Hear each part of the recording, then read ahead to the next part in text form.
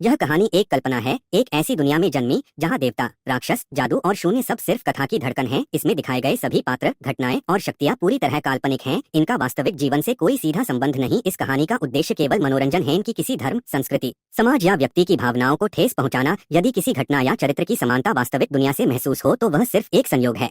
कृपया इस कहानी को एक काल्पनिक ब्रह्मांड की यात्रा की तरह सुनें और वास्तविक जीवन में किसी भी जादू, शक्ति या हिंसा को अनुकरण करने का प्रयास न करें। अब आराम से बैठिए, सांसों को शांत कीजिए और चलिए प्रवेश करते हैं इस रहस्यमयी कथा में जहां अग्नि, छाया और शून्य एक नई नीति लिखने वाले हैं। अध्याय 7 शून्य स्वामी का आगमन। आकाश अभी भी फटा हुआ था, जैसे किसी विशाल तलवार ने उसे नीचे से ऊपर तक चीर दिया हो। दरार के भीतर लिपटी काली रोशनी किसी जीवित परछाई की तरह हिल रही थी और हर तरंग के साथ हवा में एक भारी दबाव फैल रहा था, ऐसा दबाव जिसे महसूस करते ही देवता भी घुटने टेक देते। आरव उस दरार के सामने खड़ा था। उसका शरीर 3 शक्तियों के असहनीय संतुलन में जल रहा था। अग्नि, छाया और शून्य। उसके चारों ओर हवा ठंडी भी थी, जलती भी थी और कहीं कहीं टूटकर पुनर्निर्मित भी हो रही थी। मीरा घायल थी, लेकिन उसकी नजरें सिर्फ आरव पर थीं। वह उसकी ओर बढ़ना चाहती थी, पर शून्य की धड़कनों ने उसे रोक दिया। तभी दरार के भीतर उभरती वह भयावह आकृति और स्पष्ट होने लगी। पहले उसके हाथ दिखाई दिए, लंबे, धुएं से बने लेकिन मजबूत जैसे ठोस पत्थर। फिर उसकी ऊंची काया, काले तारे जैसी आंखें और उसके चारों ओर घूमता समय जैसा काला धुंधलापन।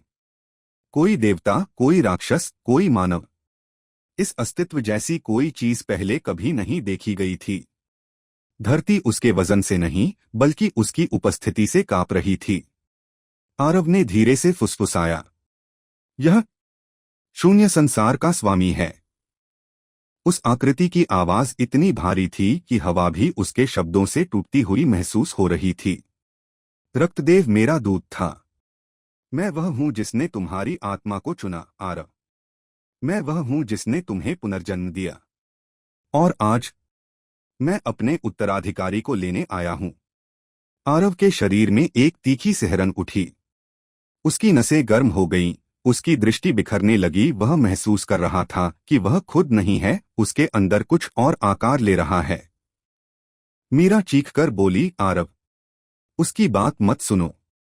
तुम्हारी आत्मा, तुम्हारी पहचान, सब मिट जाएगा। पर शून्य स्वामी ने सिर्फ मीरा की तरफ देखा और उसी पल उसकी छाया पतली होकर कांपने लगी, जैसे कोई अदृश्य पंजा मीरा की आत्मा को छू गया हो।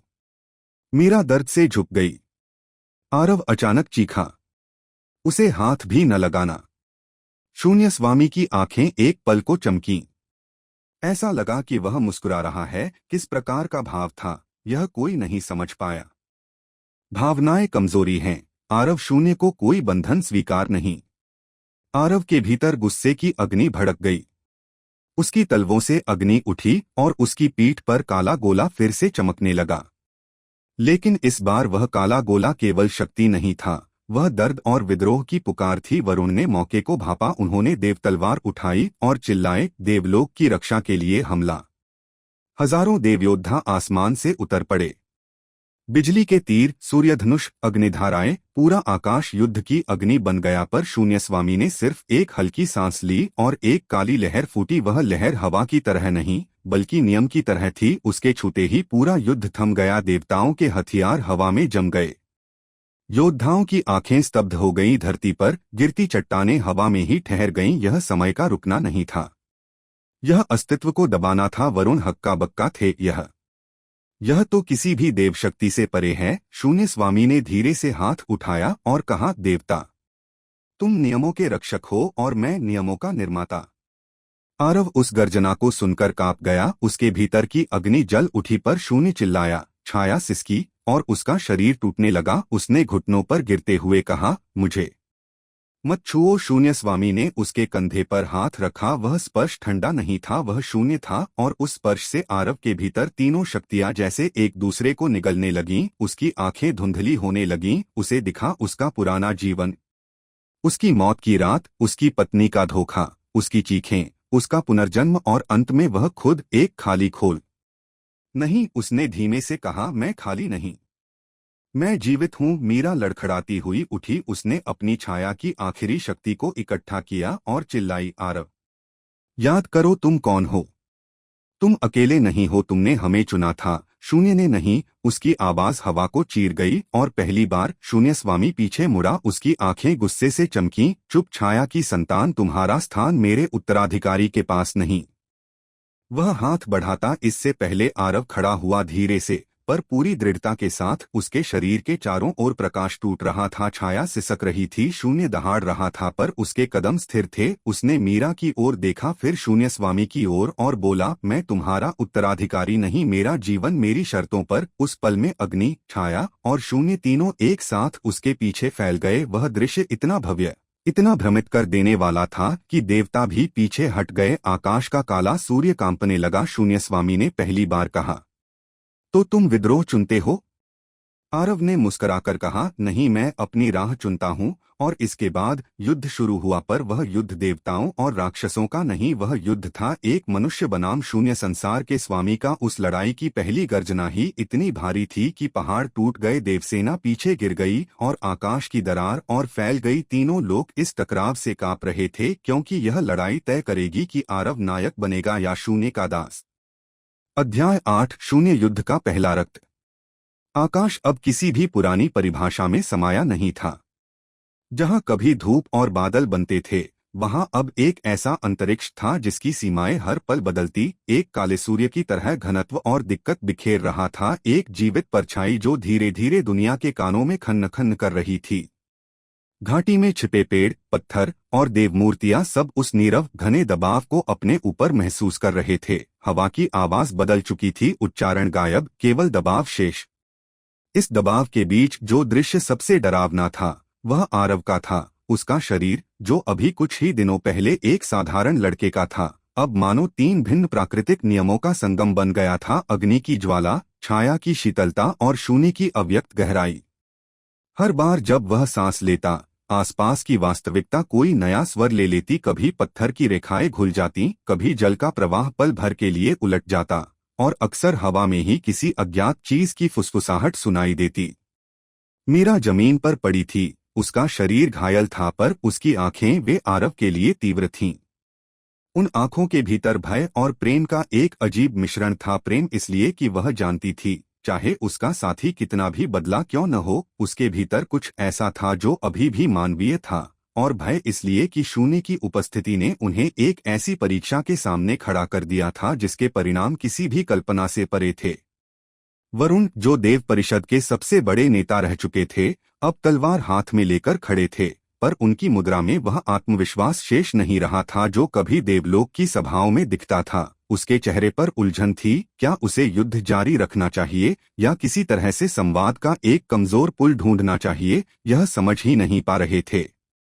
और रुद्राक्ष, राक्षस लोक का चतुर राजकुमार, अपने सिंहासन से उठकर खाली हवा में योजनाएं बना रहा था। उसकी आंखों में वह चमक थी जो किसी मौके की प्रतीक्षा करती है, वो मौका जो अक्षय शक्तियों के बीच पैदा हुआ उलझन पैदा कर सकता था। शून्य स्वामी ने उस क्षण घड़ी सी एक चुप्पी तोड़ी। उसकी आवाज भारी, गूंजती और किसी गहरे गुंजायमान गुहा सी थी। उसने कहा, तुम्हारे भीतर की आँच और तिमिर मेरे नियमों का केवल प्रतिबिंब है। मैं वह हूं जिसने तुम्हें इस रूप में जानने के लिए चुना। क्या तुम मेरे वचन को सुनोगे? आरव सुन कर भी उतना संवेदनशील नहीं रहा। उसकी आत्मा भीतर से फटती जा रही थी। वह जानता था कि यदि वह अब ढीला पड़ा तो इससे न केवल उसकी निजी इच्छा दबेगी, बल्कि तीनों लोगों का संतुलन मिट सकता था। उसने धीरे धीरे बोलने की कोशिश की, आवाज रुकी रुकी, मैं तुम्हारा दास नहीं बनूंगा। शब्द छोटे थे, पर उनमें एक बड़प्पन था, निष्ठुर पर पकड़ा हुआ, और किसी तरह उस आवाज में मानवीय इरादा दिख रहा था। शून्य स्वामी की परछाई एक खिसकन सी करके बदल गई, मानो उसे आश्चर्य हुआ हो कि कोई उसकी दी हुई विधि को ठुकरा सकता है। युद्ध की शुरुआत अचानक और क्रूर थी। शून्य स्वामी ने केवल एक इशारा किया और घाटी के ऊपर से एक परत जैसी स्थिर काली धुंध निकली। नए नियमों की पहली घटना। वह धुंध जब किसी देव भेड़िए में बदलकर आरव की ओर आई तो उसकी भीतरी आवाजों में वे चीखें भर दीं जो कई कालों में खो चुकी आत्माओं की थीं। भेड़िए का थरथराता हुआ मुकाबला जितना भी विचित्र था, उसकी ताकत उससे कहीं अधिक भयावह थी। वह अग्नि, छाया और शून्य तीनों में से किसी भी तत्व का निगाहिया संघ थे। उसने जब आरव पर हमला किया तो आरव की अग्नि ने झपटकर उसे समेटने की कोशिश की, पर जैसे ही अग्नि ने भेड़िए की ओर प्रहार किया, वही अग्नि एक वहन की तरह शून्य में समा गई और बाहर कुछ नहीं बचा। मीरा ने देखा कि अग्नि का पलटना व्यर्थ था। उस पल उसने समझा कि शून्य न केवल ऊर्जा को निगलता है, बल्कि उसे अपनी नियंत्रित भाषा में बदल देता है। आरव गिर पड़ा, उसके घुटनों पर राख जम गई और उसकी सांसें भारी थीं। वह पहली बार वास्तविक तौर पर महसूस कर रहा था कि जो शक्ति उसके भीतर है, वह कभी-कभी उसके नियंत्रण से बाहर हो जाती है। अगले चरण में आरव ने छाया को कॉल किया। मीरा की दी हुई छाया वह शरणस्थली थी जिसने पहले कितनी बार आरव की रक्षा की थी। उसने अपनी आत्मा की तहों में झांक कर छाया की धाराएं निकाली। लंबी, कांटीदार और चुभने वाली, पर शून्य की गतिशीलता ने उन धाराओं को चीर दिया, टुकड़े टुकड़े करके हवा में बिखेर दिया। उस दृश्य में गलती यह नहीं थी कि छाया कमजोर थी, गलती यह थी कि शून्य की प्रकृति किसी भी विषम तत्व को मौलिक रूप से बदलने की क्षमता रखती थी। आरव के भीतर घबराहट भर गई, मानो उस पर ठंडा पानी डाला गया हो। उसका मन घबरा रहा था, पर उसने भीतर एक अंतिम हथियार जगाया, शून्य का वही स्वरूप जो उसे पूरी तरह चिरपरिचित नहीं था, पर जिसे उसने टकराव के लिए चुना था, क्योंकि दूसरा विकल्प शून्य स्वामी की आज्ञा मानना होता। दोनों शून्य प्रवाह एक दूसरे में टकराए। शून्य स्वामी की लहर शून्य के उस अदृश्य दायरे से निकली हुई और आरव की अपनी आकांक्षाओं से निर्मित शून्य प्रतिध्वनि। यह टकराव पृथ्वी के नियमों में शोर पैदा कर रहा था। पहाड़ चटक रहे थे, नदियां पलट सी गईं और हवा में धाराएं उलझकर तैर रही थीं। ऐसी टकराहटों का प्रभाव मूलभूत था। यह सिर्फ ताकतों का टकराव नहीं था, यह दो तरह की नीतियों का भिड़ना था। एक वह जो नियंत्रण व वर्चस्व चाहती थी, और दूसरी जो जिए हुए दिल की इच्छा पर आधारित थी। आरव ने महसूस किया कि हर बार जब वह शून्य की लहर फेंकता, उसके मन में वह पुरानी रात, उसकी हत्या और ईशा का चेहरा चमक उठता। वह दर्द, वह गला घोंटा अवैध अतिशय था जो हर बार उसकी शक्ति को और तीव्र कर देता था, पर साथ ही उसे कमजोर भी बनाता। वह दुविधा उसके भीतर और अधिक तीव्र हो रही थी, क्योंकि शून्य ने उसे दिखाया था कि क्षणिक विजय हासिल करने से बड़ा कार्य यह है कि उसे वह व्यक्ति बने रहने दिया जाए जो उसने कभी चाहा था। युद्ध के बीच एक निर्णायक मोड़ आया, वयान का त्याग। गुरु वयान, जो वर्षों से दूरस्थ रहकर तत्वमार्ग की रक्षा करते रहे थे, ने जानबूझकर अपने शरीर को शून्य ऊर्जा के लिए एक पेशकश में डाल दिया, न केवल अपने प्राणों को बल्कि अपनी चेतना का भी एक हिस्सा। उसने समझा कि आरव के भीतर संतुलन तभी लौटेगा जब कोई बाहरी मनुष्य आवाज में उसकी अस्मिता का सहारा दे। वयान का यह बलिदान सिखाने वाला था शक्ति का वास्तविक उपयोग क्या होता है। यह क्षण केवल युद्ध का मोड़ नहीं था, यह परम अर्थ का अनावरण था कि शक्तियां केवल विनाश के लिए नहीं थीं, बल्कि सहानुभूति, मार्गदर्शन और दायित्व के लिए भी थीं। वयान की चेतना के कुछ अंश आरव के भीतर दाखिल हुए, एक तरह की छोटी सी लौ जो उसे याद दिलाती रही कि शक्ति के साथ एक विकल्प भी आता है, किस तरह से उसे उपयोग किया जाए। वयान के गिरने के बाद मैदान में एक तरह की शांति छा गई। वह शांति आक्रामक नहीं थी, बल्कि एक मौन घोषणा थी कि युद्ध के बीच भी मानवता की कुछ सीमाएं अडिग रह सकती हैं। वयान के बलिदान से उठी हुई ऊर्जा ने आरव को कुछ समय के लिए सहारा दिया। उसने एक आधे पल के लिए शून्य स्वामी की ओर से लौटकर देखा और उसने देखा कि कुछ भी सहज नहीं था। शून्य स्वामी की लहरें सुस्त पड़ती हुई दिखीं, पर दूर दूर तक फैली जटिलता अभी उपस्थित थी। आरव ने अपने भीतर की तीन शक्तियों को एक नई कसौटी पर आजमाया। इस बार वह न सिर्फ प्रतिशोध के लिए उभार रहा था, बल्कि संरचना के लिए भी। उसने घोषणा की, न केवल प्रतिरोध बल्कि नियम।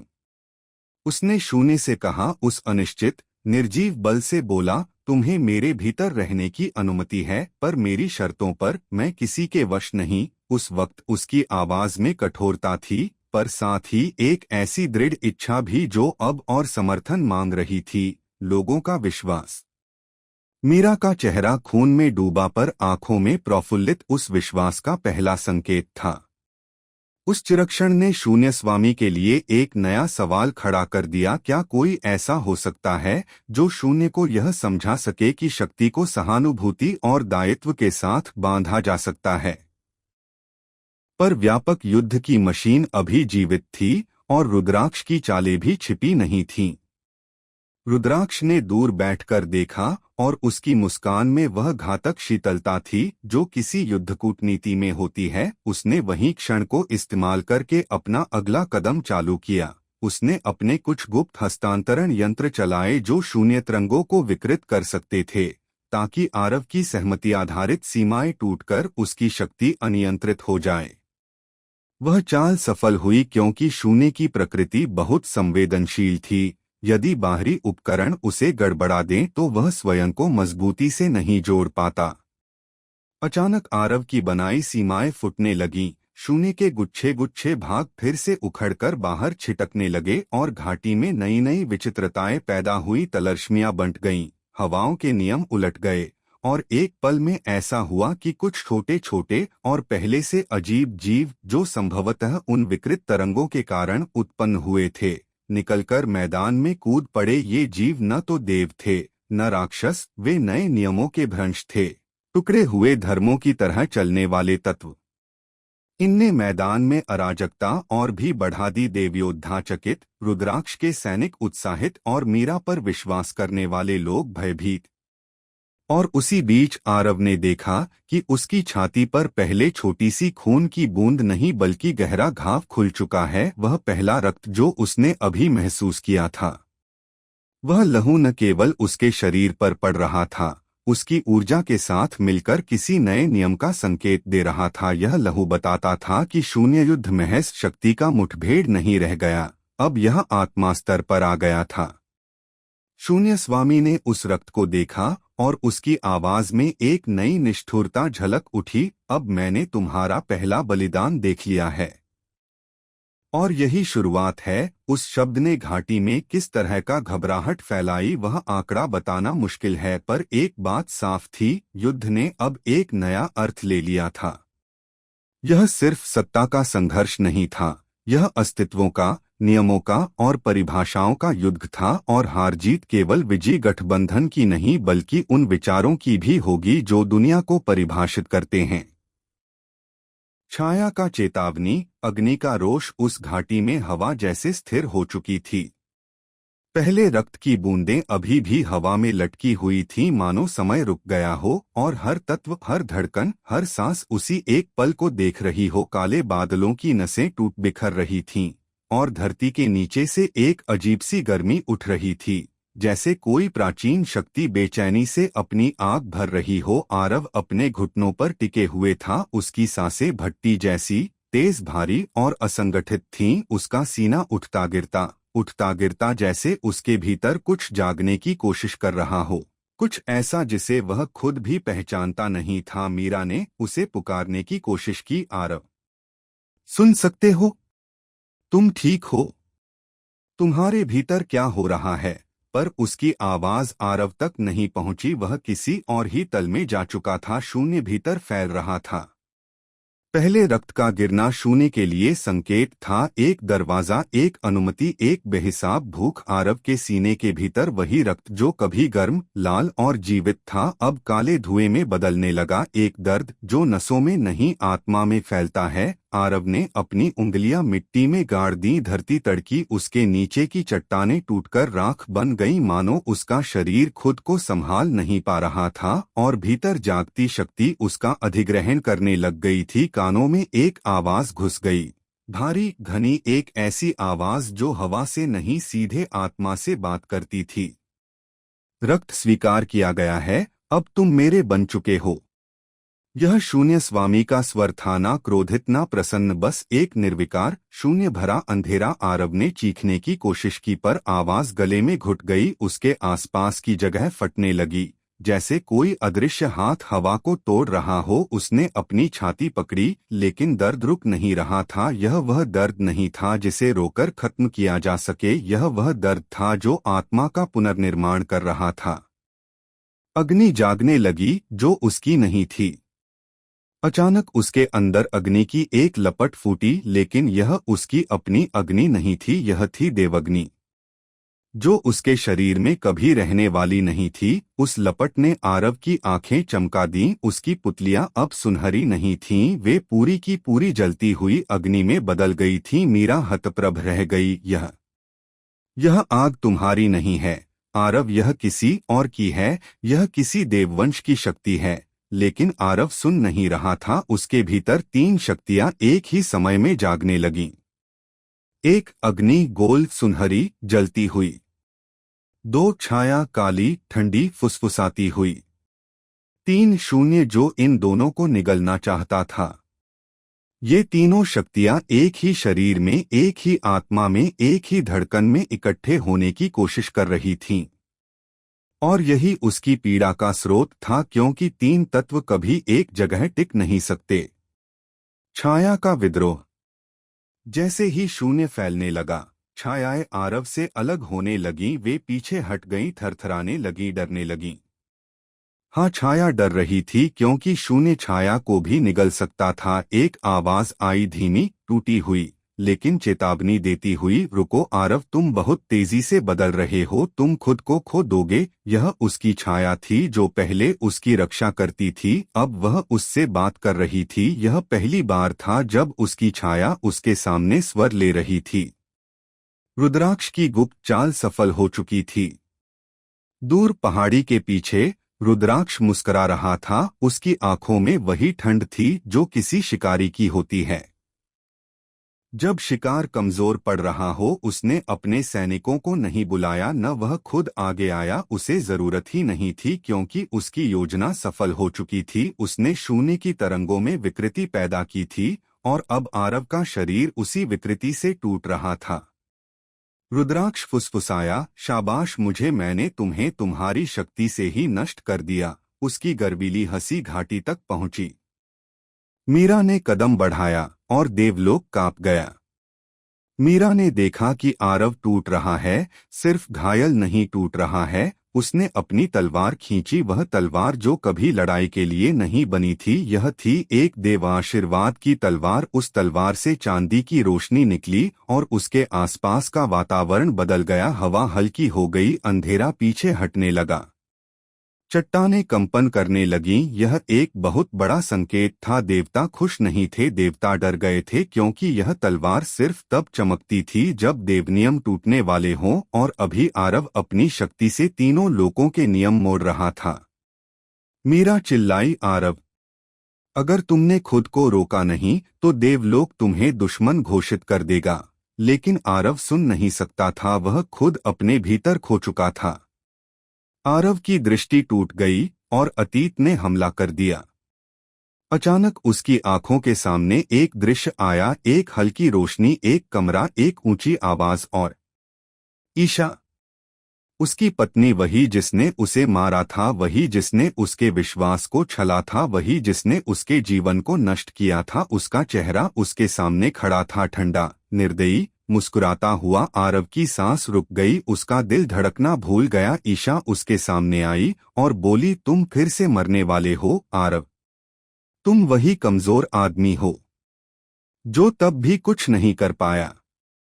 आरव की आंखें फैल गईं, उसकी अग्नि बुरी तरह भड़क उठी। छाया कांपी, शून्य मुस्कुराया और उसी क्षण उसने दहाड़ मारी।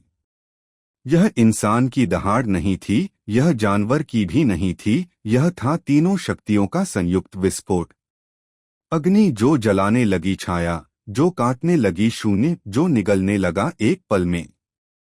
धरती टूट गई, आसमान फट गया, हवा फटक गई, घाटी ने अपनी आवाज खो दी।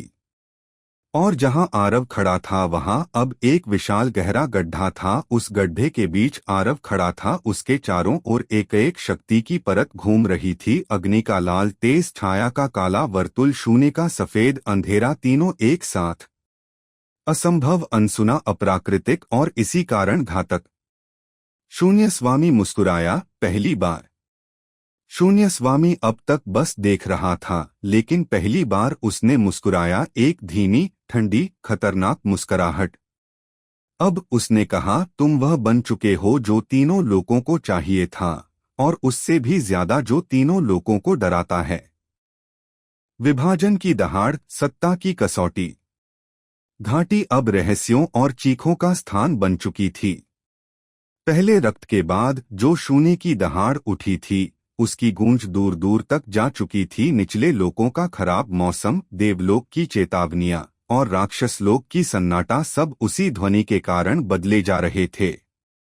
वहीं घाटी में जहां आरव खड़ा था, हवा में कुछ ऐसा बदल गया था जिसे शब्दों में पिरोना मुश्किल था। जैसे वास्तविकता की सूतें ढीली पड़ गई हों और किन्हीं पुराने नियमों के बीच एक नया पैटर्न उभर रहा हो। आरव की आंखों में अब वह आग और वे परछाइयां दोनों चमक रही थीं, पर जो किसी को सबसे अधिक डराने वाला लगा, वह उसकी पीठ पर वह काला चक्र था, शून्य का घेर। यह केवल प्रतीक न था, यह एक सक्रिय उपस्थिति थी, और हर बार जब वह हल्का सा भी कंपन करता, पास की हवा ठंडे का एहसास छोड़ आगे बढ़ती। मीरा ने खून से सना उसका चेहरा देखा, और उसके अंदर ऐसी बेचैनी उठी जो शब्दों से बाहर थी। उसने समझा कि अब वक्त केवल बचाने का नहीं, निर्णय लेने का भी आ गया है। क्या वह उस आरव को रोकने की कोशिश करेगी जो कभी उसका साथी था, या उसकी तरफ खड़ी होकर उस शक्ति को सिखा देगी कि इंसानियत किसे कहते हैं? दूसरी ओर देवलोक के ऊंचे पदों पर चर्चा आग की तरह तेज थी। वरुण की सभा में कुछ देवों ने कहा कि आरव को तुरंत संहार करवाया जाए। वह अनियंत्रित था, नियमों का उल्लंघन था, और अगर उसे रोका नहीं गया तो देवलोक की ही नींव हिल जाएगी। पर कुछ अन्य देव, जिनमें कुछ पुरानी सहानुभूति बची थी, ने और अधिक विचार का आह्वान किया। यह केवल शक्ति का प्रश्न नहीं, बल्कि नियति का प्रश्न भी था। वयान की बलिदान की गूंज सबके कानों में थी। उसकी दी हुई चेतावनी की शक्ति का अर्थ केवल विनाश नहीं, कुछ के दिलों में दरार डाल चुकी थी। वरुण ने अपने भीतर चल रही जटिलता के साथ निर्णय लिया कि आरव के विरुद्ध सीधे आक्रमण से पहले एक दूत भेजा जाए, एक दूत जो उस पर वार्तालाप करने की कोशिश करे या उसे बांधने का प्रबंधन करे। यह निर्णय उसी समय लिया गया जब देवलोक के भीतर से कुछ गुप्त बल आरव की तरफ बढ़ने लगे, कुछ शस्त्र, कुछ मंत्रछल और कुछ ऐसे अवशेष जो किसी शक्ति को जकड़ने में सक्षम थे। पर आरव का स्वरूप अब वह नहीं रहा जिसे 3 तलवारें बांध सकती। वह तीनों भावों का संचय था, और हर बार जब वह रोष में आता, उस रोष की परत और गहरी हो जाती। रुद्राक्ष ने, जो पहाड़ों में अपने सिंहासन पर बैठा था, आरव की नवीनता को केवल एक इनाम समझकर नहीं देखा। वह समझ चुका था कि शून्य ने केवल एक उपकरण के रूप में काम किया, पर यदि वह आरव को अपने नियंत्रण में ले सके तो वह तीनों लोकों का ताला खोल सकता था। इसलिए रुद्राक्ष ने न केवल शून्य में विकृति डाली, बल्कि कुछ कुछ आंखों को अंधेरा दिखने के लिए भी चुना। उसने निचले लोकों में भी झांकना आरंभ किया, कुछ राजकुंजियां खोलवाई और उन लोगों को हिलाया जो देवलोक के अंदर बैठे हुए थे। वे लोग जो लाभ में विश्वास रखते थे और जिनका दिल सत्ता और स्वार्थ से धड़के। उसकी चालें अब खुलकर सामने आने लगीं। उसने कुछ राक्षसी दूतों को भेजा, पर उनकी हिदायत थी, आरव को बांधो और जीवित रखो, उसकी ऊर्जा पर प्रयोग करो, और यदि संभव हुआ तो देवलोक के भीतर क्रांति के बीज बो दो। यह वही क्रांति थी जिसका वह इंतजार कर रहा था। वह चाहता था कि देवलोक खुद ही अपनी सीमाओं के भीतर फूट पड़े। वापस घाटी में मीरा ने स्वयं को तैयार किया। उसने देखा कि आरव के चारों ओर जो ऊर्जा का घेरा था वह लगातार बदल रहा था, कभी लालपीत आभा, कभी काली पंख जैसी परतें, तो कभी अजीब सी सूनी सी चमक जो आंख पकड़कर कहती थी कि यह केवल प्रारंभ है। उसने देखा कि वयान की दी हुई छोटी सी लौ अब आरव के भीतर गूंज रही थी। वह लौ उसे बार बार पुकार रही थी कि उसे मानवता की चाबी दी जा सकती है। मीरा ने फैसला किया कि वह आरव को पुकारेगी, निहायत निजाम से, पर अपनी शर्तों पर। उसने अपने शब्दों की तलवार घुमाई और दबे स्वर में कहा, आरव, सुनो, मुझे तुम्हारा यह रूप, इस शक्ति का अर्थ यह नहीं कि तुम उसे अंधेरों में खो दो। याद रखो तुमने कभी किस लिए लड़ा था। उसके शब्द हवा की तरह गए, पर आरव के भीतर कुछ खनक उठा, मानव स्मृतियां, वयान की मुस्कान और कुछ छोटे छोटे चेहरे जिन्होंने उससे उम्मीद की थी। वह क्षण छोटा और नाजुक था, पर वह महत्वपूर्ण था क्योंकि उसे दिखा कि भीतर एक डोर अब भी जुड़ी हुई थी। फिर अचानक मैदान के किनारे से एक तेज धाट ने सबकी तरफ ध्यान खींचा। एक राक्षसी दस्ता, जिन्हें रुद्राक्ष ने भेजा था, चुपचाप घाटी की ओर बढ़ रहा था। पर यह दस्ता लड़ने के लिए नहीं आया था, वह आया था निदान के लिए, प्रयोग के लिए। उसके पास ऐसे उपकरण थे जिनके द्वारा किसी जीव की ऊर्जा का नमूना लिया जा सकता था, ऐसे लोहे और पत्थर के यंत्र जिन्हें वानायंत्र कहा जाता था। जब वे यंत्रों को आरव की ऊर्जा के आसपास घुमाया गया तो एक अजीब सी संगीनी पैदा हुई। यंत्र आरव की शून्य तरंग से आधा छेद कर रहे थे और उसी समय उस तरंग से निकली कुछ चीजें यंत्र में फंसकर शोर कर रही थीं। यह प्रयोग आरव के लिए खतरनाक था क्योंकि हर बार कोई बाहरी हस्तक्षेप उसकी ऊर्जा को और अधिक अस्थिर कर देता था। और जैसे ही यंत्र सक्रिय हुए, आरव की शक्ति कुछ हिस्सों में टूटकर हवा में उड़ने लगी। कुछ टुकड़े गिरते हुए जमीन पर आकर छोटे छोटे जीवों में बदले, कुछ ने पास के वृक्षों की रगरग छीन ली और उन्हें झुर्रीदार कर दिया। यह अवधि पूरी तरह घातक थी, विशेषकर तब जब रुद्राक्ष स्वयं दूर से हंस रहा था। उसकी हर हंसी घाटी में पड़े एक एक टुकड़े को और तलवार की तरह काट रही थी। पर जैसा कि यंत्र काम कर रहे थे, कुछ आश्चर्यजनक भी हुआ। वयान की बची खुची चेतना जो आरव के भीतर पनप रही थी, उन्हीं रगरगों में कहीं एक सहारा दे गई। वह छोटी सी लौ जो उसने कभी दिया था, उसने उस टूटती शक्ति के कुछ टुकड़ों को जोड़ने का प्रयास किया। यह न केवल सहानुभूति का कार्य था, यह एक लड़ाई की परिभाषा थी। क्या शक्ति को जोड़ने का कार्य एक परम जिम्मेदारी है, अथवा शक्ति के संरक्षण का नाम ही एक बहाना है? मीरा ने यह पल पहचान लिया और उसी क्षण वह यंत्रों की ओर दौड़ी। उसने तलवार उठाई और एक तेज प्रहार से यंत्रों में लगे कुछ पत्थर तोड़े। वहां कुछ राक्षस सैनिक थे जो चिल्लाए, यह तो कोई डिटेक्टर है, इसे बचाओ। पर मीरा की चाल इतनी तेज थी कि कुछ ही क्षणों में कई यंत्र क्षतिग्रस्त हो गए और उनकी काम करने की क्षमता कम हो गई। इस छोटे से क्रिया ने आरव की ऊर्जा में अचानक संतुलन ला दिया। कुछ उखड़े हुए टुकड़े हवा से वापस जुड़ने लगे और उनका आकार ठोस होने लगा। पर यह ठहराव अस्थायी था, किसी भी समय वह फिर टूट सकता था क्योंकि रुद्राक्ष के पास और भी उपकरण छिपे हुए थे। एक और घटना हुई जिसने सभी की सांसें अटकाई। आरव का एक भाग, जिसे पहले लोग केवल शक्ति समझते थे, अचानक स्नेह दिखाने लगा। उसने एक पास के घायल देवदूत की ओर देखा जिसका शरीर टूट चुका था, और बिना किसी सोचे समझे आरव ने उसकी ओर हाथ बढ़ाया। उसकी उंगलियां छूनी ही थीं कि वह देवदूत फिर से लाआसा हुआ। उसके आंसू सूखे और वह मुस्कुराया।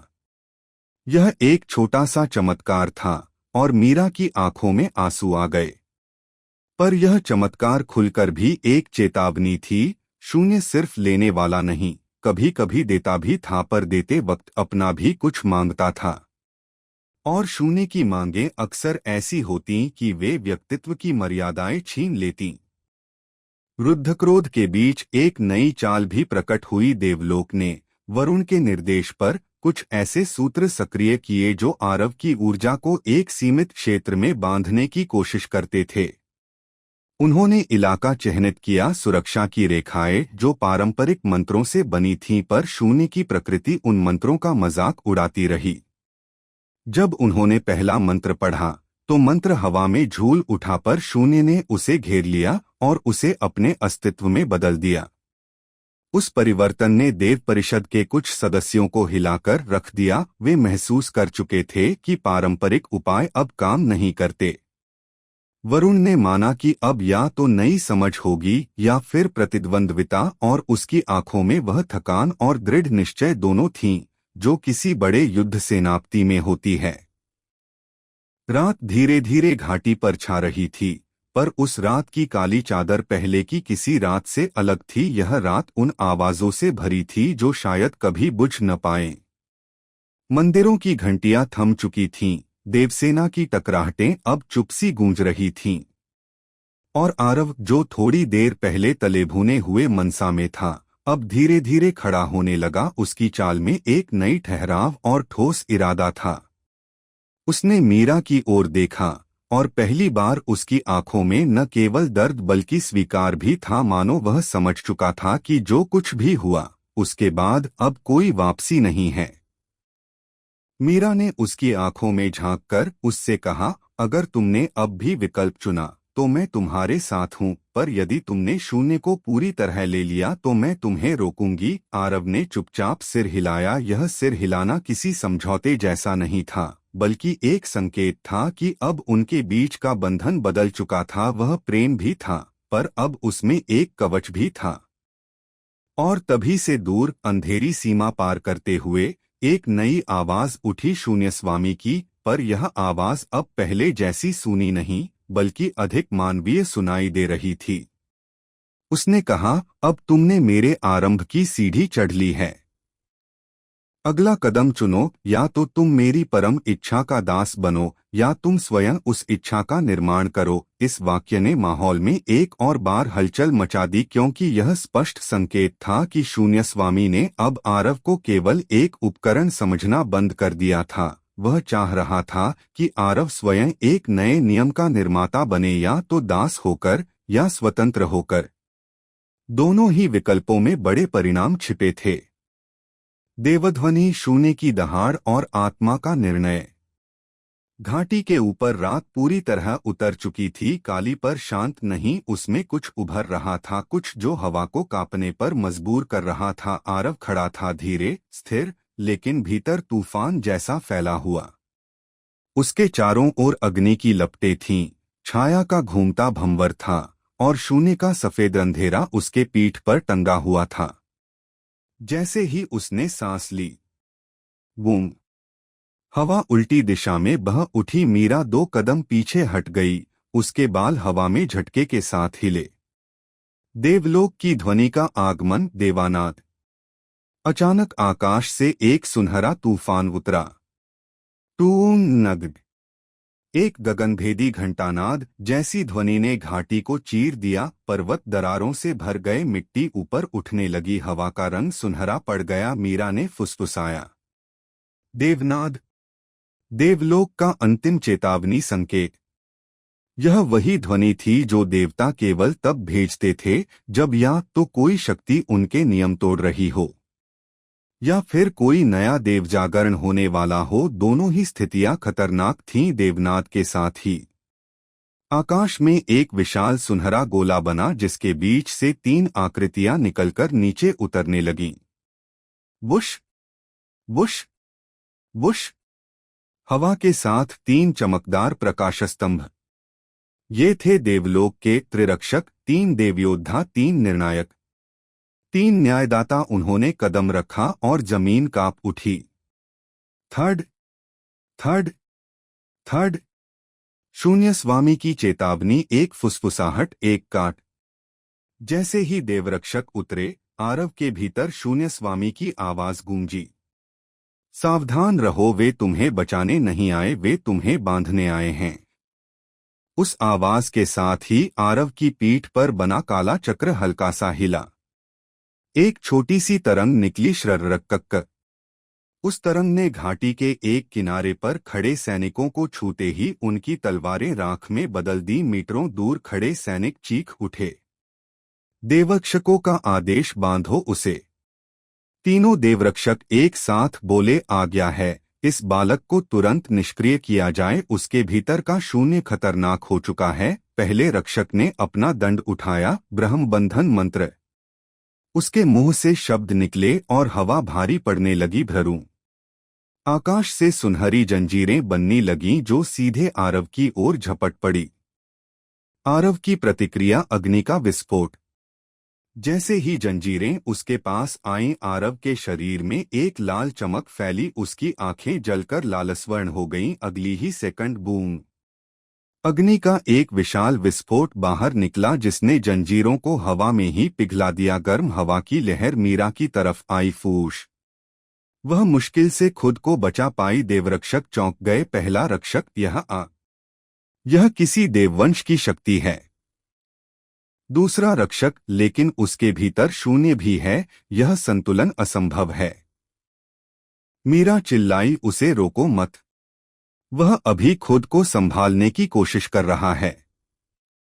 हमला 3 दिशाओं से।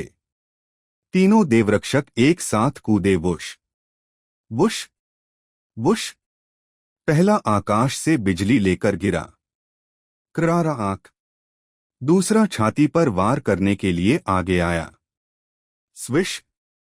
तीसरा धरती में लहर छोड़कर आरव को जकड़ना चाहता था, डम डम डम। उन तीनों ने एक साथ हमला किया। घाटी की धरती हिल गई, काले बादल फट गए और हवा में धातु और ऊर्जा की चमक छा गई। आरव का विभाजन शुरू। तीनों शक्तियों के टकराव ने आरव के शरीर को झटके देने शुरू किए। रो आग। उसके कंधे फटने लगे। एक तरफ अग्नि की लपटें निकल रही थीं, दूसरी तरफ छाया की अंगुलियां फैल रही थीं और उसकी पीठ पर शून्य का गोला बढ़ रहा था। मीरा चीखी, आरव, खुद को संभालो, तुम टूट रहे हो। आरव का शरीर अचानक झुक गया। कृराराक। उसका आधा शरीर छाया बन गया, आधा आग, और पीठ शून्य में बदलती जा रही थी। देवरक्षक भयभीत हो गए। दूसरा रक्षक बोला, हे देवगण, यह शरीर 3 रूपों में विभाजित हो रहा है। आरव का पहला गर्जन 3 शक्तियों का संयुक्त दहाड़। आरव ने सिर उठाया पहली बार। उसके तीनों रूप एक साथ बोले, अग्नि, मत छुओ मुझे। छाया, पीछे हटो। शून्य, मैं तुम्हें निगल लूंगा। तीनों आवाजें मिलकर थंडरस रोर। एक दहाड़ बनी जो घाटी से टकराकर आसमान में फट गई। आकाश का रंग एक पल में बदल गया, नीला, लाल, काला, सफेद, अंधेरा। देवरक्षक हिल गए, उनके कदम पीछे हट गए। देवलोक का मंत्र असफल। पहले रक्षक ने जल्दी से मंत्र पढ़ा, अष्टबंधन, अष्टबंधन, अष्ट। उसका मंत्र पूरा होने से पहले श्राहराक कर। आरव की छाया ने उसका हाथ पकड़कर मंत्र हवा में ही चीर दिया। बिजली जैसी चमक फैली। देवरक्षक लड़खड़ाया, यह असंभव है। आरव का नया रूप अर्धशून्य, अर्धअग्नि, अर्धछाया। अब आरव का पूरा स्वरूप दृश्य रूप से बदल चुका था। अधरों से धुआं निकल रहा था, आंखों में आग नृत्य कर रही थी, पीठ पर अंधेरा घूम रहा था और जमीन पर उसकी छाया जिंदा थी। वह बोला, तुम मुझे बांध नहीं सकते, मैं तीनों का उत्तराधिकारी हूं और आज मैं अपना पहला निर्णय लेता हूं। पूरी घाटी शांत हो गई। देवरक्षक ने पूछा, क्या निर्णय? आरव ने धीरे से सिर उठाया, कि मैं किसी का दास नहीं बनूंगा। और फिर बूम, एक विशाल विस्फोट घाटी के बीचों बीच हुआ।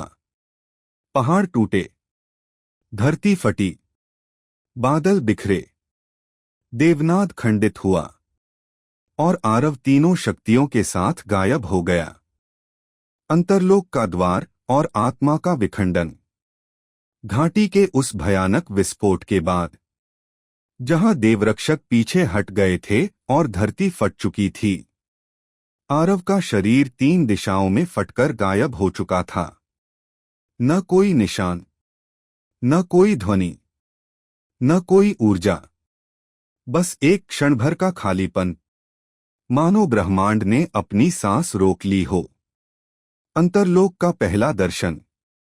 आरव को होश तब आया जब उसकी आंखों के सामने सिर्फ काले नहीं, सफेद काले भंवरों की श्रृंखलाएं घूम रही थीं। फूं, फूं, फूं। ये आवाजें वास्तविक दुनिया में मौजूद नहीं थीं। यह ध्वनि ध्वनि नहीं थी। यह कंपन था। यह स्पंदन था। यह शून्य की धड़कन थी। आरव ने फर्श को छुआ, पर नीचे कोई धरती नहीं थी। उसके पैरों के नीचे कुछ नहीं था, बस अनंत। वह शून्य तुम पर खड़ा था। एक ऐसा स्थान जहां प्रकाश और अंधेरा दोनों अपने अर्थ खो देते थे। दूर एक विशालकाय आकृति जैसे उठी, बारीक, लंबी, धुआंधार, जिसकी आंखों में कोई आकार नहीं था, पर वे आरव को चीरकर देख रही थीं। शून्य स्वामी। शून्य स्वामी का प्रस्ताव, भाग्य का अनुबंध। शून्य स्वामी की आवाज हर दिशा से, हर कोने से, हर कण से आई। तुम यहां इसलिए हो क्योंकि तुम फट चुके हो। आरव ने दांत भींचते हुए पूछा, किसने मुझे यहां खींचा? आवाज मुस्कुराई, तुमने। जब तुमने कहा कि तुम किसी के दास नहीं बनोगे, तब तुमने अपने ही अस्तित्व को तोड़ दिया। आरव समझ ही नहीं पा रहा था कि तभी शराराक, कांच फटने जैसी ध्वनि। उसके सामने धरती फटी और उस दरार से उसका दूसरा रूप बाहर आया। 3 रूप, 3 चेतनाएं, 10 प्लेट। एक अग्निरूप। उसके आंखें लालस्वर्ण थीं। शरीर लपटों से ढका था। वह गुर्राया, मैं तुम्हारा क्रोध हूं, तुम्हारा युद्ध, तुम्हारी प्रतिशोध की आग। उसके हर कदम पर फूश फूश आग के भंवर फूट रहे थे। छायारूप, धीमा, रहस्यमय, संयमित। उसकी आवाज थी, मैं तुम्हारा डर हूं, तुम्हारी समझ और तुम्हारी सुरक्षा। उसके चलते ही SHRRR, SHRRR परछाइयां फिसल रही थीं। शून्य रूप सबसे खतरनाक, सबसे शांत, सबसे शक्तिशाली। उसकी आंखें सफेद अंधेरी थी। उसकी आवाज में कोई भावना नहीं थी। मैं तुम्हारी नियति हूं, तुम्हारी मृत्यु और तुम्हारा जन्म। उसके कदम पर केननननननननननजी स्थान ही झुकने लगा। आरव का शरीर नहीं, उसकी आत्मा विभाजित हो चुकी थी। आरव ने कांपते हुए कहा, तुम तीनों मेरी ही प्रतिलिपियां हो। अग्निरूप, नहीं, तुम हैं, पर तुम में से हर एक अलग निर्णय चाहता है। छाया रूप, अगर तुम गलत निर्णय लोगे, हम एक दूसरे को नष्ट कर देंगे। शून्य रूप आगे बढ़ा, और अगर तुम सही निर्णय लोगे, हम एक होकर नया स्वामी बनेंगे। आरव ने पूछा, कौन सा निर्णय? किसका निर्णय? शून्य स्वामी ने उत्तर दिया, वही जो हर महान शक्ति से मांगा जाता है। एक कीमत। कीमत, मीरा की आत्मा। आरव का दिल रुक गया। मीरा? मीरा का क्या लेना देना? शून्य स्वामी ने हाथ फैलाया। हवा में एक चमक उभरी। उस चमक में मीरा थी, खड़ी, तलवार लिए, पर अत्यंत थकी हुई। शून्य स्वामी बोला, उसे चुनो। तो तुम अपनी सारी अस्थिरता खो दोगे और पूर्ण बनने लगोगे। आरव बोला। और अगर मैं उसे न चुनूं? शून्य की आवाज। तो तुम मेरे बन जाओगे और मीरा मर जाएगी। तीनों रूपों का युद्ध, आत्मा की लड़ाई। अग्निरूप गर्जा। उसे चुनो। उसका प्रेम तुम्हारी शक्ति को जलाएगा। छायारूप फुसफुसाया। नहीं, प्रेम कमजोरी है। किसी को न चुनो, स्वयं को चुनो। शून्य रूप शांत बोला। अगर तुमने उसे चुना, तुम्हारी शक्ति सीमित रह जाएगी। अगर उसे छोड़ा, तुम परम बन जाओगे। तीनों आरव उस पर टूट पड़े। Boom, boom, boom. अंतरलोक की जमीन फटी। अंतरिक्ष तारों की तरह टूट गया। ध्वनियां ऐसे गूंजने लगी मानो कोई नए ब्रह्मांड को हथौड़े से पीट रहा हो। आरव बीच में गिरा। क्रैश। तीनों स्वरूप उसके चारों तरफ घूमने लगे। निर्णायक क्षण, मीरा की चीख। दूर, शून्य की दीवार के पीछे, मीरा की आवाज आई। आरव। उसकी आवाज कांप रही थी। वह डर में नहीं, वह प्रेम में कांप रही थी। तुम जहां भी हो, मुझे याद है तुम कौन हो। आरव की सांस अटक गई। अग्निरूप गर्जा। कमजोरी। छायारूप फुसफुसाया। खतरा। शून्य रूप बोला। निर्णय। आरव का निर्णय, ब्रह्मांड कांप गया। आरव धीरे धीरे खड़ा हुआ। उसकी आंखें जल उठीं। उसके पैरों के नीचे शून्य कांपा। उसने तीनों स्वरूपों की ओर देखा और बोला, मैं किसी का दास नहीं बनूंगा। ना तुम्हारा, ना देवताओं का, ना शून्य का। और मीरा। उसकी आवाज टूट गई। मीरा, मेरी कमजोरी नहीं, वह मेरी शक्ति है। अग्निरूप चिल्लाया। नहीं। छायारूप गर्जा। तुम संतुलन तोड़ दोगे। शून्य रूप फुसफुसाया। तो तुम मुझे अस्वीकार करते हो? आरव ने जबड़ा भींचा। हाँ। आत्मा की दहाड़, तीनों रूपों का विनाश। तीनों रूप एक साथ उस पर टूट पड़े। बूम। अंतरलोक टूटने लगा। काले सफेद प्रकाश फटने लगे। आरव ने अपनी मुट्ठी उठाई। उसके अंदर तीनों शक्तियां एक बिंदु पर जमा हो गईं। उसने दहाड़ मारी। तुम मेरे भीतर हो डॉट, मेरे बाहर नहीं।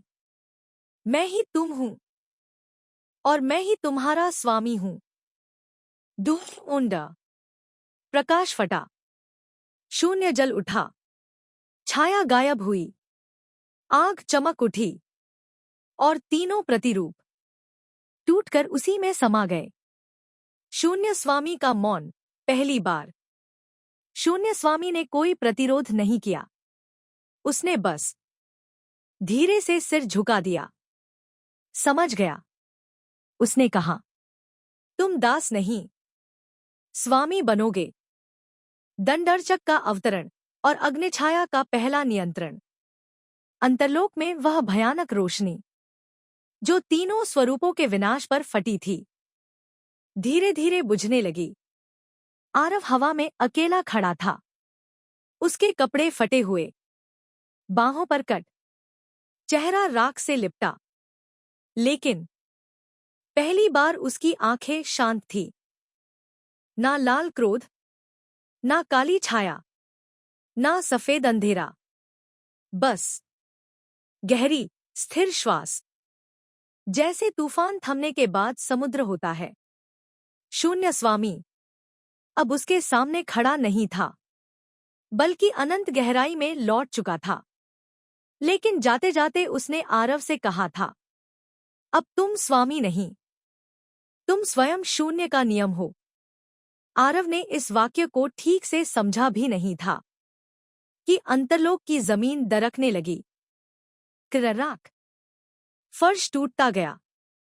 दरारें बढ़ती गईं और अचानक वूम, वह नीचे की ओर खिंचने लगा। गुरुत्वाकर्षण नहीं था, बल्कि किसी दुनिया की पुकार थी, किसी शक्ति का आदेश। आरव, आरव, किसी स्त्री की आवाज। वह मीरा थी। आरव का शरीर उस आवाज की दिशा में फेंका गया। स्वूश, और वह वास्तविक दुनिया में गिरा, वापस घाटी में। पर अब सब बदल चुका था। तीव्र प्रकाश से अचानक अंधेरे में फेंका जाना। उसी तरह आरव का शरीर एक भारी पत्थर पर गिरा। थाम, धूल उड़ गई, धरती कांपी, पास की चट्टानें टूटकर ढह गईं। मीरा ने चीख मार दी। आरव, वह उसकी तरफ दौड़ी। उसके चेहरे पर आंसू, डर, बेख्याली। पर उसके कदम रुक गए, क्योंकि आरव का शरीर अब एक सामान्य मानव की तरह नहीं था। उसके चारों ओर अग्नि का हल्का घेरा था। Foam, FOM. उसके पैरों के नीचे छाया की पतली परत सांपों की तरह रेंग रही थी। एसएचआरआर, एसएचआरआर। और उसकी पीठ के पीछे शून्य की एक छोटी सी घूमती हुई रेखा थी। केननननननजी। शून्य चक्र छोटा था, पर उसका कंपन इतना गहरा था कि मीरा की सांसें तक भारी हो गईं। देवलोक का अंतिम आदेश, दंडर्चक भेजो। दूर देवलोक में वरुण का चेहरा गंभीर था। त्रिरक्षक वापस लौटे और बोले, वह बंधन से बाहर है, स्वामी। वह तीनों शक्तियों को नियंत्रित करने लगा है। वह देवनियम तोड़ चुका है। पूरा देवलोक कांप गया। और वरुण ने वह आदेश दिया जो सहस्राब्दियों में केवल एक बार दिया जाता है। दंडर्चक को भेजो। देवदूत चौंक पड़ा, स्वामी। दंडर्चक केवल। वरुण ने उसकी बात काटी, जब किसी को जीवित नहीं छोड़ा जा सकता। घाटी के ऊपर आकाश सुनहरा फटा। टूनन्ना, और एक विशाल चमकदार आकृति उतरने लगी। देवलोक का सबसे बड़ा, सबसे प्राचीन, सबसे निर्मम योद्धा, दंडर्चक। इसका नाम सुनकर देव भी कांपते थे। यह न न्याय करता था, न दया। इसका काम था, जो देवनियम तोड़े उसे नष्ट करो। उसी वक्त रुद्राक्ष का जनरल कालीव्रात। दूसरी दिशा से काला बादल फटा। श्वोम, पहाड़ की चोटी चटक गई। काले धुएं से ढकी एक विशाल आकृति उतरी। काले सींग, चौड़े कंधे, हाथों में रक्तलाल गदा। हवा में उसकी दहाड़, ग्रुए और यह था रुद्राक्ष का सबसे शक्तिशाली जनरल, कालीव्रात। रक्त तूफान का स्वामी, देवलोक का हत्यारा, सैकड़ों लोगों का संहारक। वह हंसते हुए बोला, अच्छा, तो यह वही लड़का है जिसे रुद्राक्ष चाहता है। उसने जमीन पर गदा मारी। बाम, धरती 3 मीटर धंस गई। आरव उठता है, पहली नियंत्रित शक्ति। मीरा कांपते हुए बोली, आरव, तुम फिर से जाग रहे हो। आरव ने धीरे धीरे आंखें खोली। वह शांत था, भयावह रूप से शांत। उसने अपने हाथ उठाए, एक हाथ में आग की रेखा, फ्विश, दूसरे में छाया की तलवार, श्राक, और पीछे शून्य चक्र। केनननननननजी। आरव की आवाज अब गहरी थी। मैंने अब सीखा है कि शक्ति का अर्थ विनाश नहीं, नियंत्रण है। मीरा के होंठ कांप गए। आरव, तुम्हारा चेहरा, तुम बदल गए हो। आरव ने उसकी ओर देखा और धीमे से कहा, मैं बदलता नहीं, मैं पूर्ण हुआ हूं। दंडर्चक वर्सेस कालीव्रात वर्सेस आरव। आकाश में सुनहरी बिजली गिरी। क्राश, दंडर्चक उतरा। धरती फटी, पेड़ जल उठे। उसने अपना दंड जमीन पर पटका, थू होम, और बोला, आरव, देवलोक के आदेश अनुसार तुम्हें अस्तित्व से मिटाया जाएगा। उसी क्षण कालिव्रात ने गरज मारी, नहीं, देवा, वह रुद्राक्ष का है। दोनों एक दूसरे की ओर मुड़े और हवा में तनाव बिजली की तरह तड़कने लगा। Crack, crack, crack. आरव ने दोनों को देखा और जमीन पर कदम रखा। थंप, धरती कांप गई। वह बोला, तुम दोनों आए हो मुझे मालिक बनाने के लिए, दंडर्चक, तुम्हारा नाश करने, कालिव्रात, तुम्हें अपने स्वामी का दास बनाने। आरव मुस्कुराया, और मैं किसी का नहीं। अचानक बूम, तीनों शक्तियां आरव के भीतर घूमी और एक विस्फोट हुआ जो ब्रह्मांड तक सुनाई दिया। पहली नियंत्रित शक्ति, अग्निछाया फट। आरव ने अपना हाथ आगे बढ़ाया, अग्नि और छाया एक ही बिंदु पर जमा होने लगी।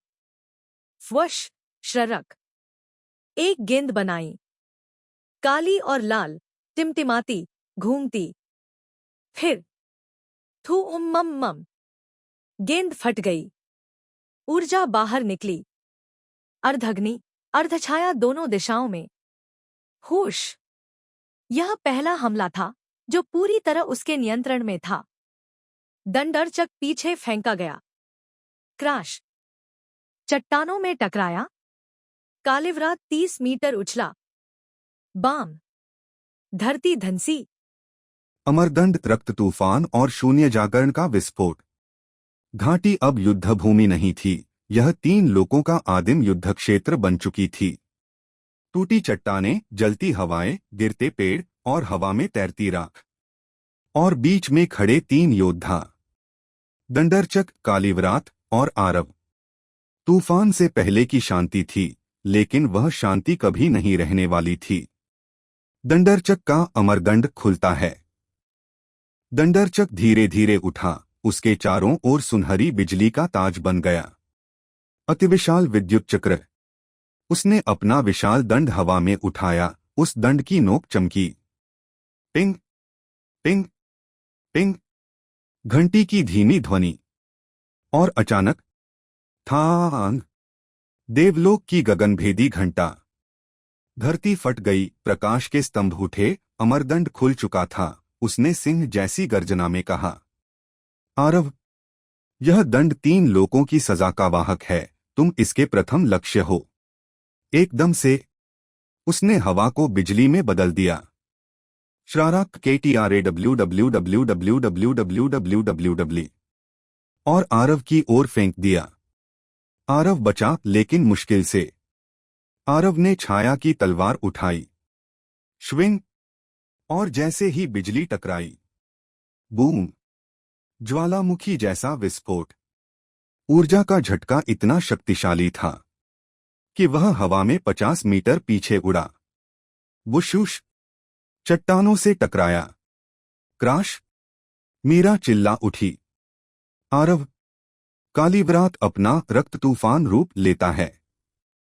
कालिव्रात ने अपनी गदा जमीन में गाड़ दी। थम, और उसकी नसों से लाल धुआं निकलने लगा। उसकी त्वचा काली से गहरे लाल रंग में बदल गई। उसकी आंखें रक्त की तरह चमकने लगीं। फिर रोरुआ, उसकी दहाड़ से हवा फट गई। रेत का तूफान उठ गया, पेड़ उखड़े, पूरी घाटी लाल आंधी में बदल गई। वूश, वह गरजा। अब तूफान देख, रक्त तूफान। और वह हवा में छलांग लगा, इतनी भयानक कि धरती पर एक क्रेटर बन गया। बाम, वह आरव पर टूट पड़ा। आरव का शून्य संकेत सक्रिय होता है। आरव ने अपने हाथ खोले, उसकी पीठ पर शून्य चक्र तेजी से घूमने लगा। के एन एन एन एन एन एन एन एन एन एन एन एन जी, जैसे हजारों आत्माएं एक साथ चिल्ला रही हों। कालिव्रात की गदा उसके सिर पर आने ही वाली थी जब आरव ने फुसफुसाया, शून्य, मेरी रक्षा कर। और पूरा क्षेत्र 1 सेकंड के लिए पूर्ण शांति में डूब गया। सन्नाटा। और फिर वुम, एक पारदर्शी गोला बना जिसने कालीव्रात के हमले को शून्य कर दिया। गदा ऐसे लगी जैसे किसी हवा से TNNN। कालीव्रात चीखा, ये क्या है? आरव ने शांत स्वर में कहा, यह है शून्यकवच। दंडरचक फिर से प्रहार करता है। दंडरचक हवा में उड़ा। फूम। उसके चारों ओर बिजली का प्रकाशचक्र फैल गया। वह गर्जा, अमरदंड, दूसरा प्रहार। उसने दोनों हाथों से दंड घुमाया। क्रोरा ओ आन्ना। एक सुनहरा बिजली भाला निकला जैसे देवता के हृदय से और आरव की ओर चला। जूम। आरव ने आंखें बंद की। एक क्षण का अंधेरा, एक क्षण की शांति, और उसने हाथ ऊपर उठाया। पहली बार शून्य तलवार प्रकट होती है, जैसे किसी प्राचीन देवता की छाया, जैसे किसी दानव की ज्वाला, जैसे किसी ब्रह्मांड का शून्य। उसके हाथ में एक तलवार बनने लगी। पहले छाया, SHRRR SHRRR श्रक, फिर अग्नि, फूम फूम फूश, और अंत में शून्य। तीनों मिलकर बनी शून्य खड्ग। तलवार काली थी, लेकिन उसकी धार सफेद चमक रही थी। उसमें आग की लाल नसें भी थीं। पूरी घाटी उसकी ऊर्जा से कांप रही थी। मीरा की आंखें फटी रह गईं। ये तो अस्तित्ववत तलवार है। आरव ने तलवार को अपने कंधे से टिकाया। दंडरचक का बिजली भाला उस पर आने ही वाला था। आरव ने एक कदम बढ़ाया। थंप, और तलवार घुमाई। स्वाइंग। फिर बाम। एक धमाका जिसकी आवाज सुनकर आसपास की घाटियां गूंज उठीं। बिजली का भाला बीच से टूट गया। दंडरचक पीछे फेंका गया। भाम। कालीव्रात हवा में उछला। बाश। और घाटी का आधा भाग ध्वस्त हो गया। मीरा का सबसे कठिन निर्णय। जब युद्ध चरम पर था, मीरा आगे बढ़ी। अब उसके पास दो विकल्प थे, एक आरव के साथ लड़ना और देवलोक को अपना दुश्मन बनाना। दो, आरव को रोकना और उसे उन शक्तियों से बचाना जो धीरे धीरे उसे निगल रही थीं। उसकी आंखों में आंसू थे। वह चिल्लाई, आरव, अगर तुम ये रास्ता चुनोगे तो तीनों लोग तुम्हें मार डालेंगे। आरव धीमे से उसकी ओर मुड़ा। उसकी आंखें नरम हो गईं। मीरा, मुझे नहीं चाहिए कि तुम मेरे लिए लड़ो। मुझे चाहिए कि तुम मेरे साथ खड़ी रहो। मीरा का दिल टूट गया। उसने तलवार उठाई। उसकी नोक कांप रही थी। वह बोली, अगर तुमने नियंत्रण खोया तो मैं तुम्हें रोक दूंगी। आरव। आरव मुस्कुराया, धीमी दर्दभरी मुस्कान। अगर कभी ऐसा हुआ तो रोक देना। दोनों की आंखें एक क्षण के लिए मिलीं। युद्ध के बीच प्रेम की एक टिमटिमाती लौ। युद्ध फिर शुरू। तीन महान शक्तियां। दंडरचक चिल्लाया, तैयार हो बालक। उसके चारों ओर प्रकाश का तूफान उठा। क्रा। कालीव्रात गर्जा। रुद्राक्ष के लिए रक्त का तूफान उठा। Whoosh whoosh whoosh. आरव ने शून्य खड्ग को कसा। उसके पीछे अग्नि का चक्र बना। उसके पैरों के नीचे छाया घूमी। उसकी पीठ पर शून्य चमका और उसकी आवाज गूंजी, आओ। तीनों दानव एक साथ टकराते हैं। बूम। इतना बड़ा विस्फोट कि पूरा पर्वत फट गया। हवा जल गई, धरती टूट गई, आकाश कांप उठा। युद्ध यहां नहीं रुकने वाला। देवसंहार, रक्त आत्मा हमला और शून्य स्वामी का अवतरण। घाटी अब युद्ध से ज्यादा एक मृत्यु कुंड बन चुकी थी। धूल, आग, छाया, बिजली, रक्त, सब हवा में तैर रहे थे। तीनों महाशक्तियों की टक्कर से पर्वतों ने अपनी आकार खो दिया था। नदियां भाप बनकर उड़ गई थीं। धरती पत्थरों में बदलकर टूट रही थी। और केंद्र में आरव खड़ा था, शून्य खड्ग हाथ में। अग्निछाया उसके चारों ओर घूम रही थी और उसकी पीठ पर शून्य का चक्र खतरनाक धड़क रहा था। अगर यह चक्र खुल गया, तीनों लोग फट सकते थे। दंडरचक का देवसंहार दंड खुलता है। दंडरचक उठ खड़ा हुआ। उसके शरीर से प्रकाश फूटने लगा। उसकी आंखें सफेद बिजली से भर गईं और उसने दंड को आसमान की ओर उठाया। थांग, सृष्टिनाथ जैसा स्वर। आकाश फटा। सुनहरी ज्वाला बरसने लगी। देवलोक की ऊर्जा धरती पर उतर रही थी। मीरा चौंक पड़ी। यह देवसंहार अवस्था है। दंडरचक इस रूप में पूरे शहरों को राख कर देता है। दंडरचक ने गर्जना की। देवसंहार दंड। अंतिम प्रहार। उसके दंड से बिजली का तूफान निकला। कृर्राराक। ब्रह्मांड को चीरने वाली गड़गड़ाहट। वह सीधे आरव की ओर आया। कालीव्रात का रक्त आत्मा हमला। उसी समय कालीव्रात ने अपनी गदा जमीन पर मारी। बाम। उसका रक्त तूफान अब भयावह लाल प्रकाश में बदल गया। उसकी नसें फटने लगीं। खून हवा में फैलने लगा और वह गर्जा। रुद्धात्मा कला और एक लाल भूत आकृति उसके शरीर से बाहर निकली। वह आत्मा सीधी आरव के दिमाग पर टूट पड़ी।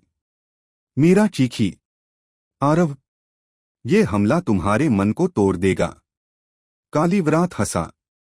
सिर्फ शरीर नहीं मरता, आत्मा भी जलती है। आरव दोनों हमलों से एक साथ घिरता है। बिजली ऊपर से, रक्त आत्मा भीतर से। आरव की आंखें फैल गईं, उसकी नसें लाल चमकने लगीं, उसकी छाती फटने जैसी लगने लगी, उसके कदम लड़खड़ा गए। क्षण भर में उसके कानों में अजीब आवाजें भर गईं, भूतसी, यादोंसी, दर्दसी, तुम कमजोर हो, तुम असफल हो, मीरा तुमसे दूर हो जाएगी, तुम सिर्फ एक खिलौना हो। रुद्धात्मा हमला उसके मन पर भयानक छाया डालने लगा। दंडरचक का बिजली प्रहार उसके ऊपर उतर रहा था। शून्य चक्र फटने के कगार पर। शून्य चक्र अत्यधिक तेजी से घूमने लगा। अगर यह फट जाता, सिर्फ घाटी नहीं, पूरा लोक मिट जाता। मीरा चिल्लाई, आरव, खुद को संभालो। पर उसकी आवाज आरव तक पहुंचने लगी थी जैसे पानी के भीतर से सुनाई दे। धीमी, टूटी, धुंधली। आरव का नियंत्रण टूटने ही वाला था। वह घुटनों पर गिरा, थम। उसके दोनों हाथ कांप रहे थे। अग्नि बुझ रही थी, छाया टूट रही थी, शून्य अनियंत्रित हो रहा था। उसकी आंखें खो गईं, दृश्य धुंधला, मन टूट रहा था और बिजली का तूफान उस पर गिरने ही वाला था। मीरा ने बाधा तोड़ी, खुद पर हमला लिया। दंडरचक का प्रहार सीधे आरव पर आने वाला था। तभी वुश! मीरा कूद पड़ी। उसने तलवार तिरछी रखकर आरव को ढक लिया। टू!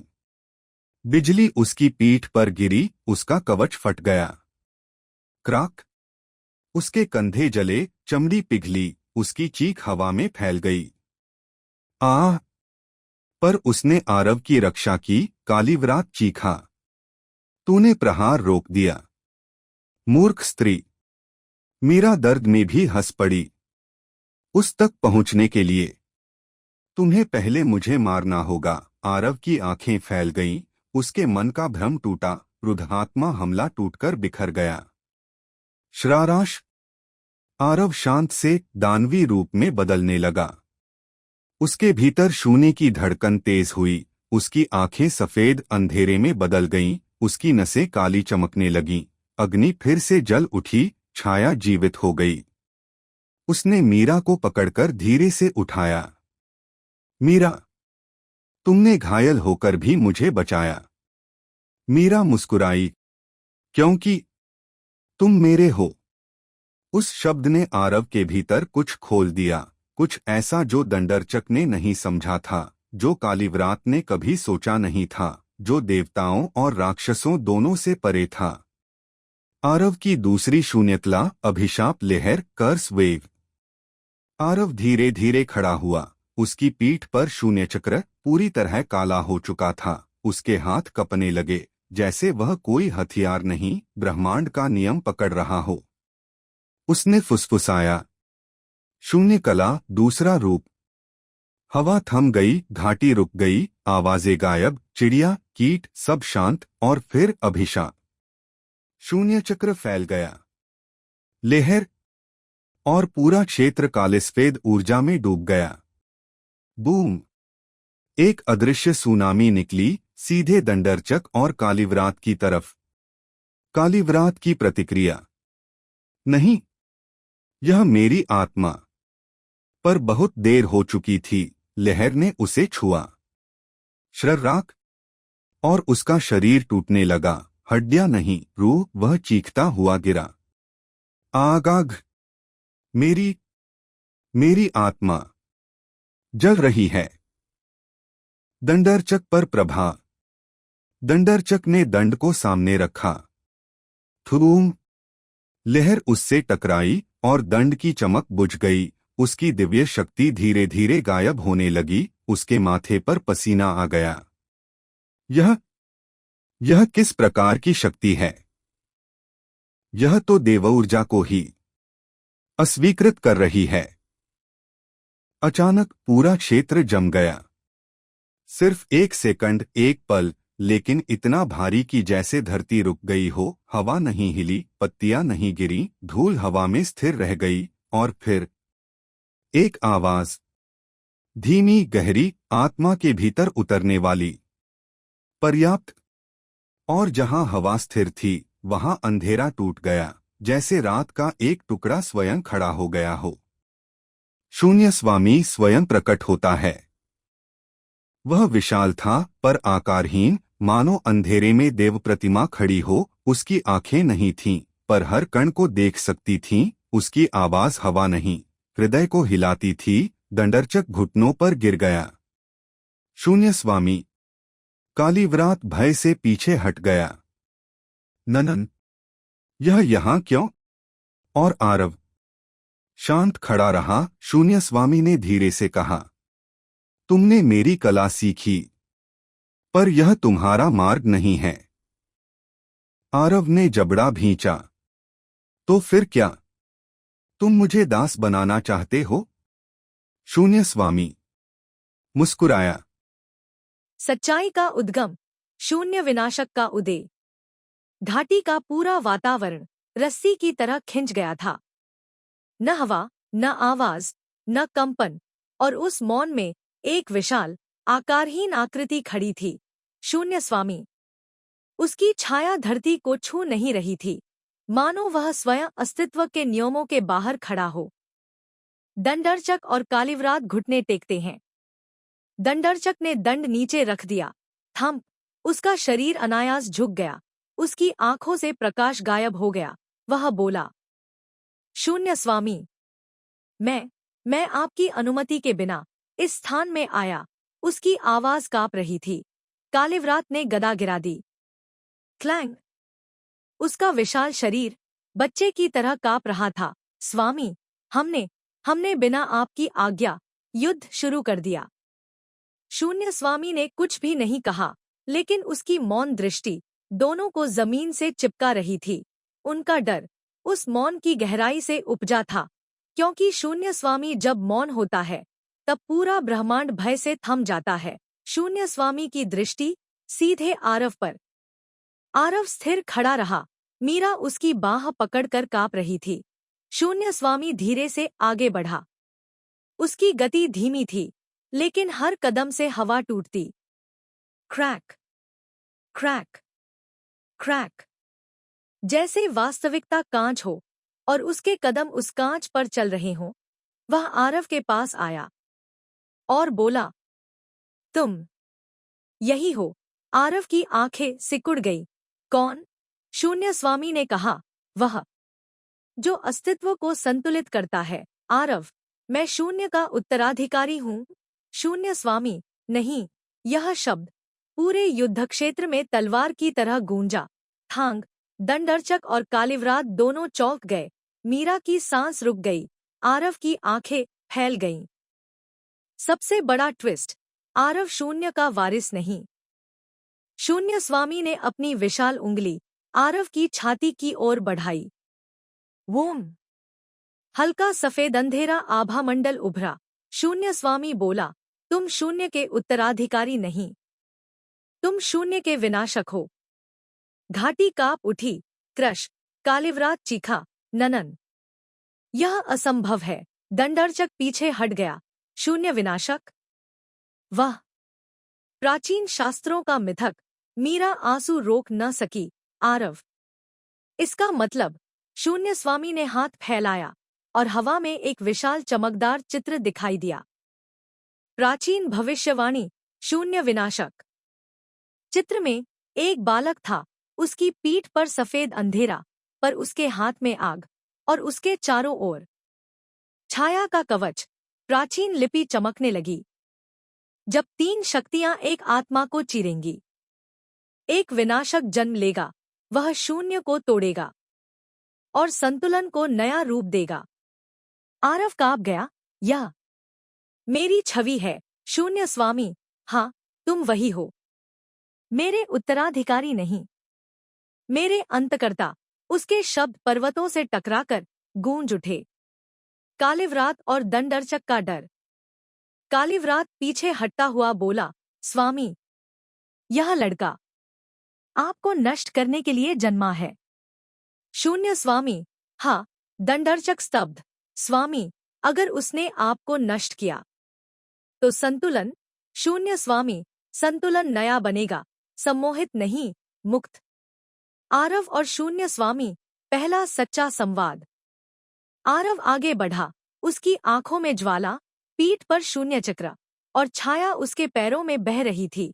वह बोला, तो इसीलिए तीनों शक्तियां मेरे भीतर हैं? शून्य स्वामी, हाँ। अग्नि तुम्हारा हृदय है, छाया तुम्हारी आत्मा है, शून्य तुम्हारा नियतिपथ है। आरव, और तुम चाहते हो कि मैं तुम्हें मार दूं? शून्य स्वामी, यदि समय आया। आरव, क्यों?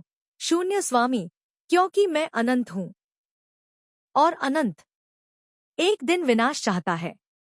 मीरा की हालत बिगड़ती है। उसी क्षण मीरा के घुटने लड़खड़ाए। THMM। उसके कंधे पर लगी बिजली की चोट नीली जलन में बदलने लगी। उसकी सांसें भारी। हाँ। उसका हाथ कांपने लगा। वह लगभग गिर पड़ी, पर आरव ने उसे पकड़ा। मीरा, मीरा, कमजोर लेकिन मुस्कुराते हुए, मैं ठीक हूं। शून्य स्वामी ने देखा, और उसकी आंखों में पहली बार दया झलकी। उसने कहा, वह मर रही है। आरव, नहीं। शून्य स्वामी, उसने देव संहार दंड का प्रहार लिया है। मानव शरीर उसे सह नहीं सकता। आरव, उसकी जान बचाओ। शून्य स्वामी, मैं नहीं बचा सकता। आरव, तुम सर्वशक्तिमान हो। शून्य स्वामी, मैं उन नियमों का स्वामी हूं जिनका तुम विनाश कर सकते हो, लेकिन मैं उन्हें मोड़ नहीं सकता। शून्य स्वामी का प्रस्ताव, एक विकल्प। शून्य स्वामी ने धीरे से कहा, लेकिन उसके बचने का एक मार्ग है। आरव की आंखों में उम्मीद चमकी। कौन सा मार्ग? शून्य स्वामी, तुम्हारा मार्ग। यदि तुम मेरे विनाशक बनना स्वीकार करो, तो मैं उसे तुम्हारी शक्ति से बांध दूंगा। आरव, मतलब? शून्य स्वामी, मतलब वह जीवित रहेगी, पर तुम्हारी आत्मा से बंधी होगी, और अगर तुम अंधेरे में गिरोगे, वह भी गिरेगी। अगर तुम मरोगे, वह भी मरेगी। अगर तुम शून्य बनोगे, वह अस्तित्वहीन होगी। मीरा ने आंसू रोककर कहा। आरव, तुम्हें मुझे नहीं चुनना चाहिए। आरव, मीरा, चुप। शून्य स्वामी, चुन लो। विनाशक का मार्ग या मानव का? विनाशक का निर्णय। घाटी में घना मौन था, इतना गहरा कि हवा भी स्थिर हो गई। शून्य स्वामी की आवाज अंधेरे में गूंजती रही। चुनो, आरव। मीरा की जान या तुम्हारा स्वतंत्र होना। मीरा ने कांपती आवाज में कहा। आरव, मैं नहीं चाहती कि तुम मेरे लिए मर जाओ, लेकिन आरव का चेहरा पहली बार पूरी तरह शांत था। उसने शून्य स्वामी की आंखों में देखा। अगर मैं आपकी शक्ति स्वीकार करूं, तब मीरा जीवित रहेगी? शून्य स्वामी, हाँ, पर वह तुम्हारी शक्ति से बंध जाएगी। तुम्हारी मृत्यु, उसकी मृत्यु। तुम्हारा पतन, उसका पतन। तुम्हारा अंधेरा, उसका विनाश। मीरा रो पड़ी। मत करो यह। मैं तुम्हारा बोझ नहीं बनना चाहती। आरव ने उसके होठों पर हाथ रखकर कहा, तुम बोझ नहीं हो, तुम मेरी वजह हो। शून्य स्वामी, तो तुम चुनते क्या हो? आरव ने धीरे धीरे कहा, मैं मीरा को चुनता हूं। थैंग। एक गगनभेदी कंपन पर्वतों में फैल गया। शून्य स्वामी मुस्कुराया, तो तुम विनाश को चुने बिना विनाशक बनना चाहते हो। देवलोक और राक्षसलोक का संयुक्त आक्रमण। आरव और शून्य स्वामी के बीच निर्णय पूरा हुआ ही था कि अचानक थम। आकाश सुनहरे प्रकाश में फट गया। देवलोक की 1000 सैनिकों की सेना आकाश से उतरती गई। उनकी ढालें चमकदार, उनके भाले बिजली जैसे। सभी ने एक साथ चिल्लाया, आरव को पकड़ो, देवनियमों का भंगकर्ता सामने है। उसी समय क्रोर, नीचे की धरती फटी और राक्षसलोक की सेना लाल धुएं के साथ ऊपर आई। राक्षस, आत्ताई, दानव, क्रूर जनरल कालिवरात खड़ा हुआ और गरजा, उस लड़के को हमारे स्वामी के पास ले चलो। घाटी एक पल में देवों और राक्षसों की युद्धभूमि बन गई। मीरा घबराकर चिल्लाई, आरव, ये दोनों सेनाएं तुम्हें मारने आई हैं। आरव की आंखें जल उठीं। तो फिर हम दोनों उनके बीच से निकलेंगे। शून्य स्वामी ने धीरे से कहा, मैं नहीं लड़ूंगा। यह तुम्हारी परीक्षा है, आरव। शून्य विनाश अध्याय का अंत। देवसेना और दानवसेना एक साथ आरव पर टूट पड़ी। Whoosh, boom, crush. हजारों भाले, सैकड़ों मंत्र, लाखों तीर, सब उसकी तरफ उड़ते हुए। मीरा ने तलवार उठाई, मैं तुम्हारे साथ हूं। आरव, आरव चिल्लाया, मेरे पीछे रहो। और उसने हाथ उठाया। शून्य चक्र पूर्ण रूप से खुल गया। घाटी डूब गई। हवा जम गई। प्रकाश रुक गया। छाया फैल गई। और एक ही क्षण में बूम, एक विशाल शून्य विस्फोट तीनों लोकों तक सुनाई दिया। देव सैनिक हवा में उड़े। राक्षस भस्म हो गए। पर्वत पिघलने लगे। धरती फट गई। मीरा पीछे फेंकी गई। आरव, लेकिन विस्फोट इतना बड़ा था कि उसका शरीर एक चट्टान से जा टकराया। क्रैक। उसकी सांस रुक गई। उसकी आंखें धीरे धीरे बंद होने लगी। आरव चिल्लाया। नो। शून्य स्वामी चुपचाप देख रहा था। और दृश्य काला हो गया।